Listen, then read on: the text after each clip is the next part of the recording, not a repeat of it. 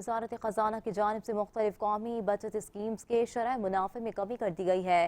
وزارت خزانہ نے بچت اسکیموں کے منافع میں کمی کا نوٹیفیکیشن بھی جاری کر دیا۔ وزارت خزانہ کی جانب سے جاری کیے گئے نوٹیفیکیشن کے مطابق saving special saving account defence saving schemes شرح منافع کم کر دیا گیا، جبکہ ریگولر انکم سرٹیفکیٹ اور بہبود سیونگ سرٹیفکیٹ پر بھی پہلے سے کم منافع ملے گا۔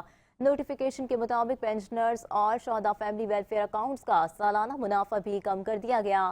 نوٹیفیکیشن کے مطابق پینشنرز بینیفٹ اور شہداء فیملی ویلفیئر اکاؤنٹس کا منافع 15.36% سے کم ہو کر 14.16 مقرر کیا گیا ہے، جبکہ بہبود سیونگ سرٹیفکیٹ کا سالانہ منافع بھی کم کر کے 14.16% اور ریگولر انکم سرٹیفکیٹ پر منافع کی شرح 14.52 سے 12.72% کر دی گئی۔